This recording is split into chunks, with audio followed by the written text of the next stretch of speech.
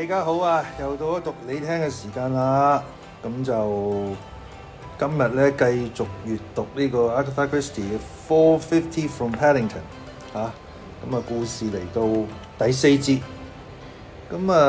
第四節就係一個咩嘅情況咧？就係 Miss Marple 就係武裝自己拉下人脈先啦，揾下差人揾下啲親戚揾下啲相信呢個 Lucy Eyelesbarrow 應該都係一個聰明女啦，咁我相信佢都會幫 Miss Marple 做一啲體力上啲嘅偵查啦，係嘛？然之後又可以推理啦，咁幫佢繼續查案Miss Marple 揾人幫手先獨力支撐咁我哋繼續呢個查案OK Chapter 4 The name of Lucy Eyelesbarrow had already made itself felt in certain circles. Lucy Eyelesbarrow was 32.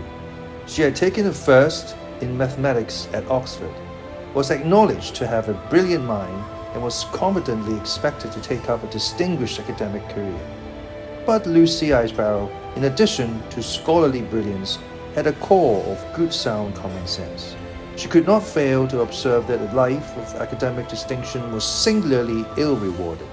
She had no desire whatever to teach, and she took pleasure in contacts with minds much less brilliant than her own. In short, she had a taste for people, all sorts of people, and not the same people the whole time. She also, quite frankly, liked money. To gain money, one must exploit shortage. Lucy Eyelesbarrow hit at once upon a very serious shortage, the shortage of any kind of skilled domestic labor. To the amazement of her friends and fellow scholars, Lucy Eyelesbarrow entered the field of domestic labor. Her success was immediate and assured. But now, after a lapse of some years, she was known all over the British Isles. It was quite customary for wives to say joyfully to husbands, "It will be all right. I can go with you to the States. I've got Lucy Eyelesbarrow."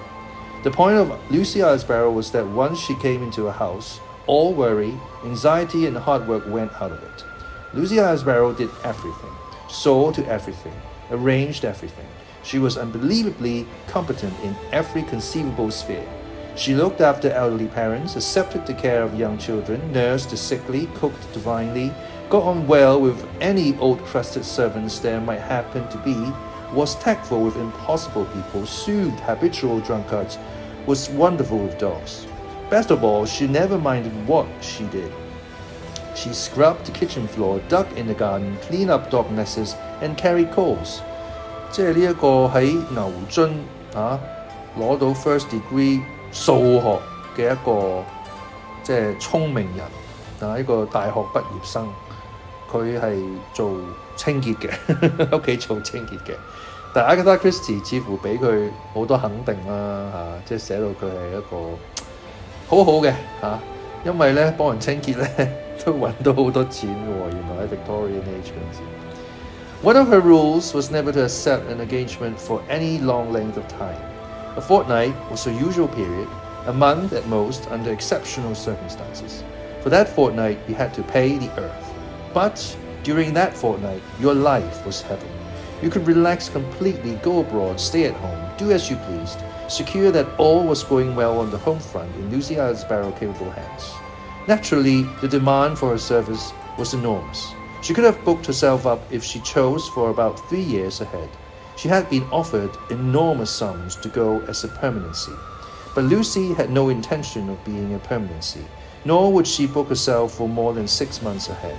And within that period, unknown to her clamoring clients, she always kept certain free periods which enabled her either to take a short luxurious holiday or to accept any position at short notice that happened to take her fancy, either by reason of its character or because she liked the people, since she was now at liberty to pick and choose amongst the vociferous claimants for her services.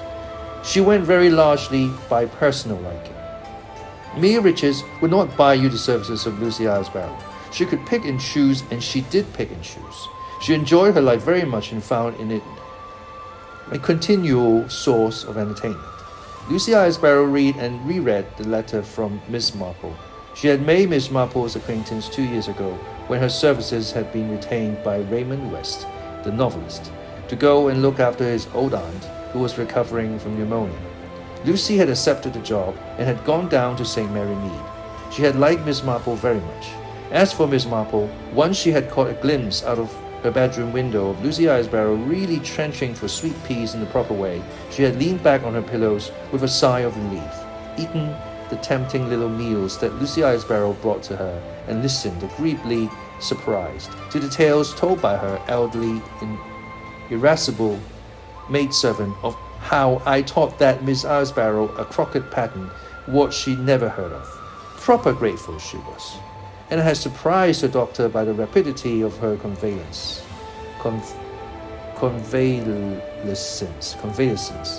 Miss Marple wrote asking if Miss Eyelesbarrow could undertake a certain task for her, rather an unusual one. Perhaps Miss Eyelesbarrow could arrange a meeting at which they could discuss the matter. Lucy Eyelesbarrow frowned for a moment or two as she considered.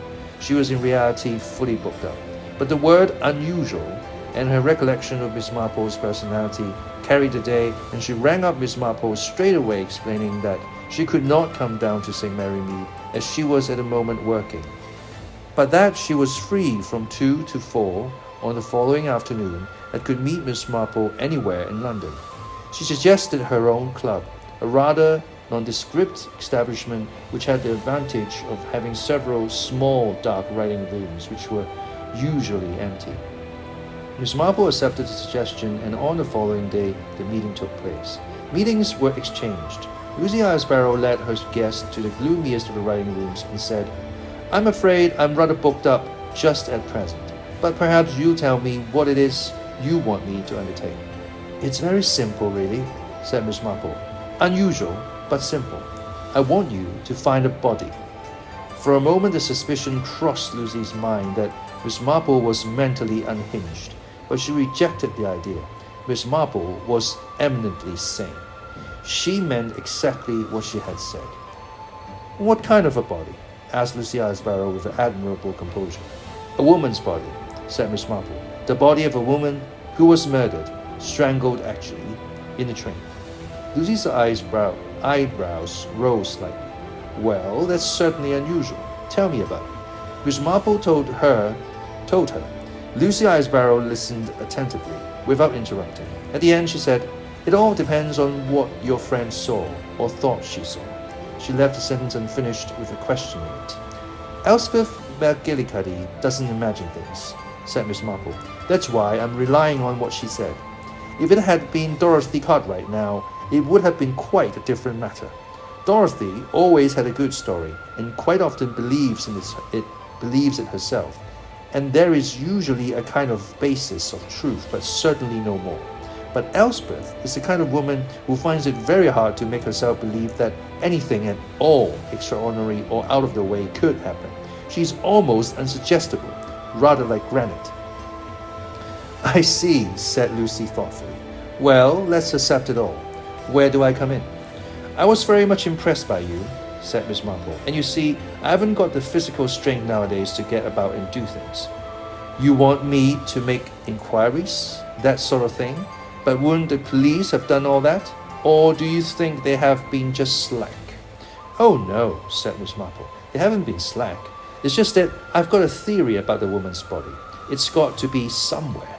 If it wasn't found in the train, then it must have been pushed or thrown out of the train. But it hasn't been discovered anywhere on the line. So I travelled down the same way to see if there was anywhere where the body could have been thrown off the train and yet wouldn't have been found on the line. And there was. The railway line makes a big curve before getting into Paddington, on the edge of a high embankment. If the body was thrown out there, when the train was leaning at an angle, I think it would pitch right down the embankment. But surely it would still be found, even there." "Oh yes, it would have to be taken away, but we'll come to that presently. Here's the place, on this map." Lucy bent to study where Miss Marple's fingers pointed. "It is right in the outskirts of Brackhampton now," said Miss Marple, "but originally it was a country house with extensive park and grounds, and it's still there, untouched, ringed around with building estates and small suburban houses. It's called Rutherford Hall. It was built by a man called Crackenthorpe, a very rich manufacturer in 1884. The original Crackenthorpe's son, an elderly man, is living there, still with, I understand, a daughter. The railway encircles quite half of the property. And you want me to do what?" Miss Marple replied promptly. "I want you to get a post there. Everyone is crying out for efficient domestic help. I should not imagine it would be difficult." "No, I don't suppose it would be difficult. I understand that Mr. Crackenthorpe is said locally to be somewhat of a miser. If you accept a low salary, I will make it up to the proper figure, which should, I think, be rather more than the current rate." "Because of the difficulty?" "Not the difficulty so much as the danger. It might, you know, be dangerous. It's only right to warn you of that." "I don't know," said Lucy pensively, "that the idea of danger would deter me." "I didn't think it would," said Miss Marple. "You're not that kind of person." "I dare say you thought it might even attract me. I've encountered very little danger in my life, but do you really believe it might be dangerous?" "Somebody," Miss Marple pointed out, "has committed a very successful crime. There has been no hue and cry, no real suspicion. 2 elderly ladies have told a rather improbable story. The police have investigated it and found nothing in it. So everything is nice and quiet. I don't think that this somebody, whoever he may be, will care about the matter being raked up, especially if you are successful. What do I look for exactly?" "Any signs along the embankment, a scrap of clothing, broken bushes, that kind of thing." Lucy nodded. "And then, I shall be quite close at hand," said Miss Marple. "An old maidservant of mine, my faithful Florence, lives in Brackhampton. She has looked after her old parents for years. They are now both dead, and she takes in lodgers, all most respectable people. She has arranged for me to have rooms with her. I will look after me most devotedly, and I feel I should like to be close at hand. I would suggest that you mention you have an elderly aunt living in the neighborhood, and that you want a post within easy distance of her, and also that you stipulate for a reasonable amount of spare time so that you can go and see her often." Again, Lucy nodded. "I was going to Taormina the day after tomorrow," she said. "The holiday can wait. But I can only promise 3 weeks. After that, I'm booked up." 3 weeks should be ample," said Miss Marple. "If we can't find out anything in 3 weeks, we might as well give up the whole thing as a mare's nest." Miss Marple departed, and Lucy, after a moment's reflection, rang up a registry office in Brackhampton, the manageress of which she knew very well. She explained her desire for a post in the neighborhood so as to be near her aunt. After turning down, with a little difficulty and a good deal of ingenuity, several more desirable places, Rutherford Hall was mentioned. "That sounds exactly what I want," said Lucy firmly. The registry office rang up Miss Crackenthorpe. Miss Crackenthorpe rang up Lucy. 2 days later, Lucy left London en route for Rutherford Hall. Driving her own small car, Lucy Eyelesbarrow drove through an imposing pair of fast iron gates. Just inside them was what had originally been a small lodge, which now seemed completely derelict. Whether through war damage or merely through neglect, it was difficult to be sure. A long, winding drive led through large, gloomy clumps of rhododendrons up to the house. Lucy caught her breath in a slight gasp when she saw the house, which was a miniature Windsor castle. The stone steps in front of the door could have done with attention, and a gravel sweep was green with neglected weeds. She pulled an old-fashioned wrought iron bell, and its clamour sounded echoing away inside. A slatternly woman, wiping her hands on her apron, opened the door and looked at her suspiciously. "Expected, aren't you?" she said. "Miss something Barrow, she told me." "Quite right," said Lucy. The house was desperately cold inside. Her guide led her along a dark hall and opened a door on the right. Rather to Lucy's surprise, it was quite a pleasant sitting room, with books and chintz-covered chairs.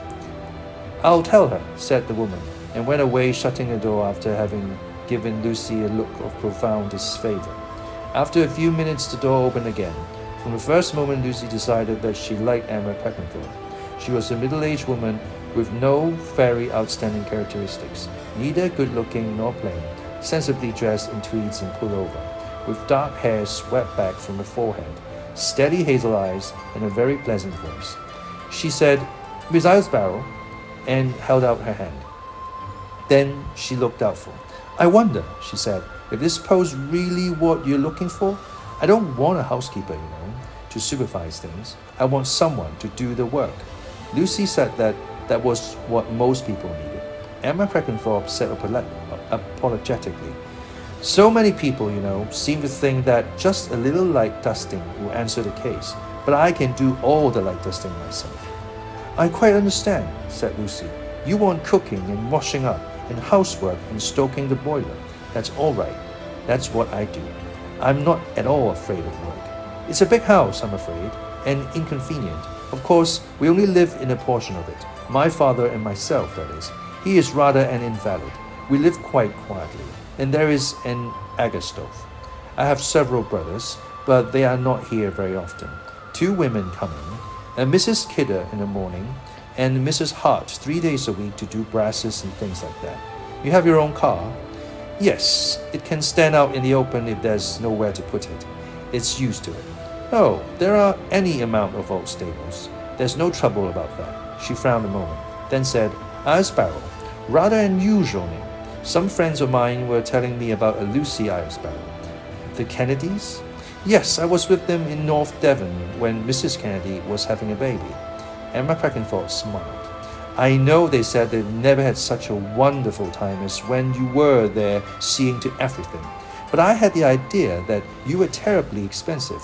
The sum I mentioned, that's quite all right," said Lucy. "I want particularly, you see, to be near Brackhampton. I have an elderly aunt in a critical state of health, and I want to be within easy distance of her. That's why the salary is a secondary consideration. I can't afford to do nothing. If I could be sure of having some time off some days, most days." "Oh, of course. Every afternoon till 6, if you like. That seems perfect."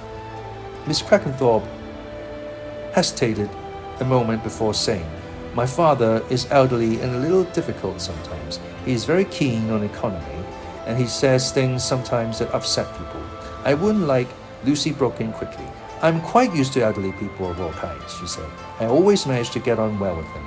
Emma Crackenthorpe looked relieved. "Trouble with father," diagnosed Lucy. "I bet he's an old Tatar." She was apportioned a large, gloomy bedroom with a small electric heater that its inadequacy best to warm, and was shown round the house, a vast, uncomfortable mansion. As they passed the door in the hall, a voice roared out, "That you, Emma? Got the new girl there? Bring her in. I want to look at her." Emma flushed, glanced at Lucy apologetically. The 2 women entered the room. It was richly upholstered in dark velvet. The narrow windows let in very little light, and it was full of heavy mahogany Victorian furniture.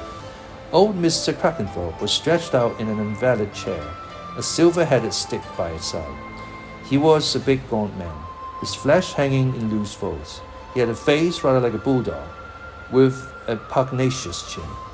He had thick dark hair flecked with grey, and small suspicious eyes. "Let's have a look at you, young lady." Lucy advanced, composed and smiling. "There's just one thing you'd better understand straight away.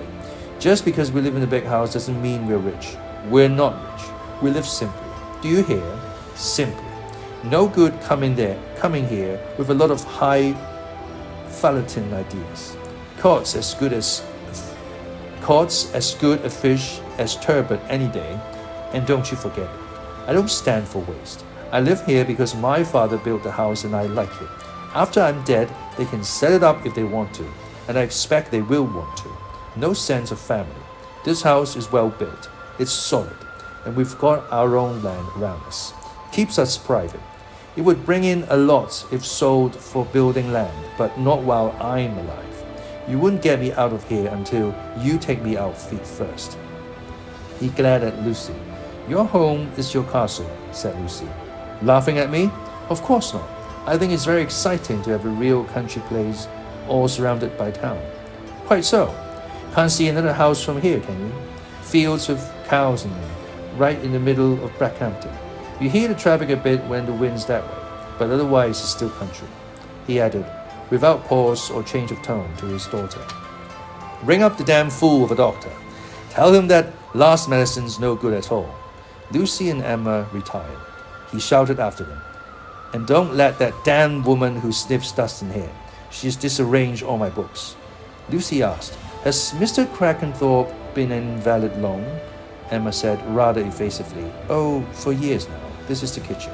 The kitchen was enormous. A vast kitchen range stood cold and neglected, and Aga stood demurely beside it. Lucy asked times of meals and inspected the larder.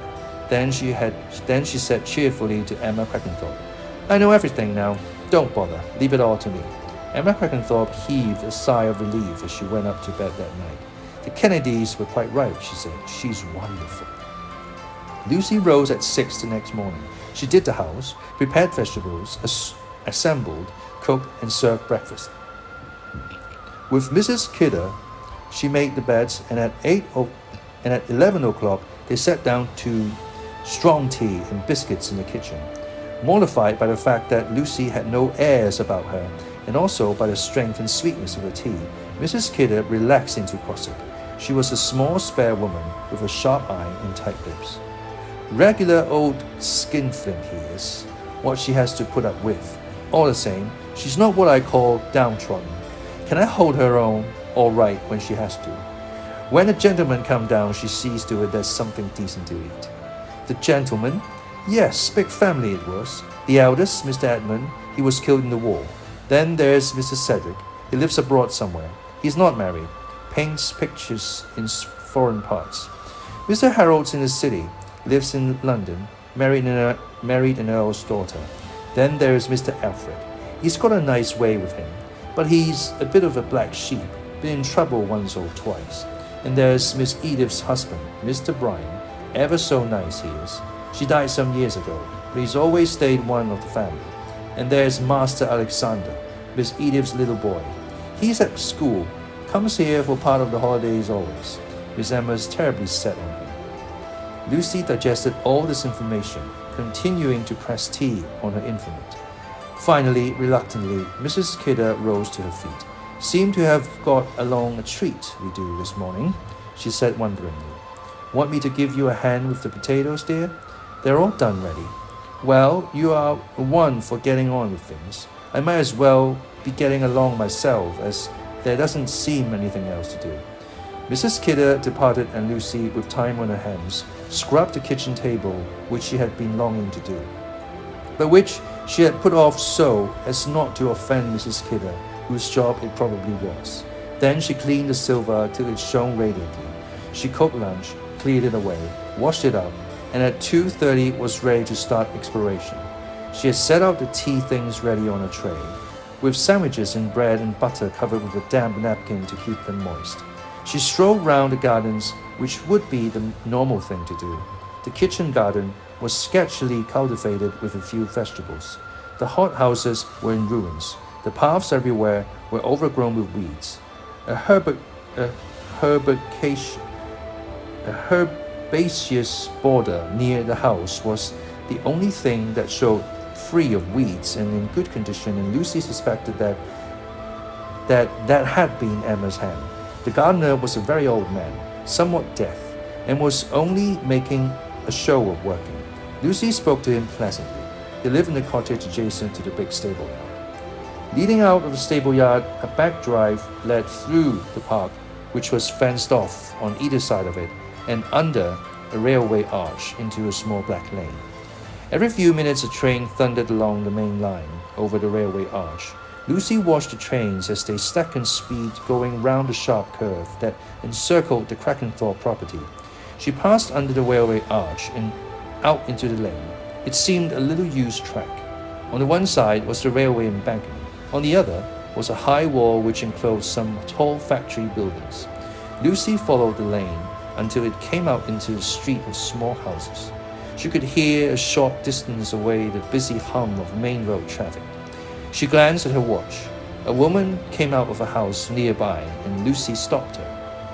"Excuse me, can you tell me if there's a public telephone near here?" "Post office just at the corner of the road." Lucy thanked her and walked along until she came to the post office, which was a combination shop and post office. There was a telephone box at one side. Lucy went into it and made a call. She asked to speak to Miss Marple. A woman's voice spoke in a sharp bark. "She's resting, and I'm not going to disturb her. She needs her rest. She's an old lady." "Who shall I say called?" "Miss Eyelesbarrow. There's no need to disturb her. Just tell her that I've arrived and everything is going on well, and that I'll let her know when I have any news." She replaced the receiver and made her way back to Rutherford Hall.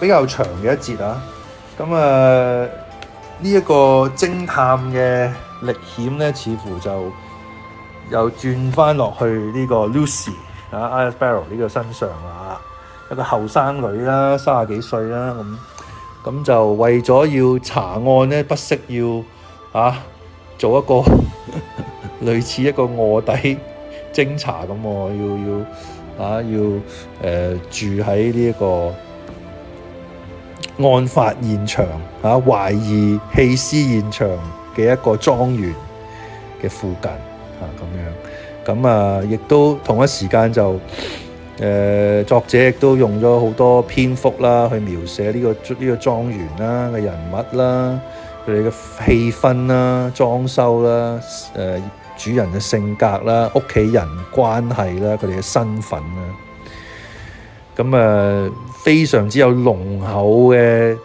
即係 Victorian 嘅嗰種味道啦，咁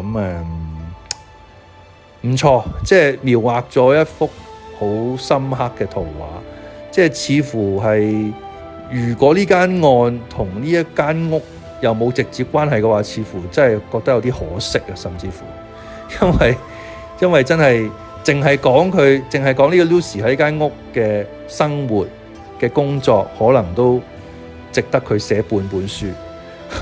咁究竟會唔會係作者會唔會花好多篇幅繼續喺度講呢間屋嘅人物嘅所有嘢呢？定係又會主力又會講翻Lucy 入夜之後去查案呢？緊張刺激呢？唔知呢一刻真係唔知A.Christie 會點樣玩法。反正知道咧 Miss Marple 咧就作為一個少少冷氣軍師嘅感覺啦，今次真係遙遠操縱佢啦咁樣，咁希望阿 Lucy 嘅逢凶化吉啦。好，我哋下次繼續讀你聽。